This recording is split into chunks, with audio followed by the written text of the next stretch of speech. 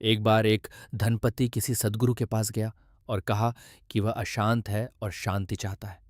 सद्गुरु ने पूछा कि इतनी संपत्ति और वैभव होने पर भी शांति क्यों नहीं मिली।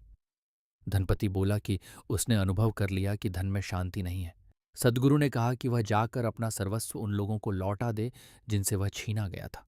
सद्गुरु ने कहा कि वह दीन और दरिद्र बनकर फिर आए। धनपति ने वैसा ही किया और अपना सर्वस्व लौटा दिया। जब वह लौट कर आया तो सद्गुरु ने उससे पूछा, अब कैसा है? धनपति ने कहा कि अब उसके पास केवल एक आश्रय है और वह गुरु के अतिरिक्त और कोई आश्रय नहीं है। लेकिन उस सद्गुरु ने उसे धक्के देकर झोंपड़े के बाहर निकाल दिया और द्वार बंद कर दिए। धरती पर अंधेरी रात्रि थी और पास में कोई आश्रय नहीं था। धनपति को लगा कि उसने बड़ा कार्य किया था, पर उसे यह स्वागत समझ नहीं आया। उसे लगा कि धन का संग्रह व्यर्थ था और त्याग भी व्यर्थ चला गया। वह रात एक पेड़ के नीचे सो रहा था और अब उसके पास न सहारा था, न साथी, न घर। सुबह उठकर उसने पाया कि वह एक अनिर्वचनीय शांति में डूबा हुआ है। निराश्रय चित्त अनायास ही परमात्मा के आश्रय को पा लेता है।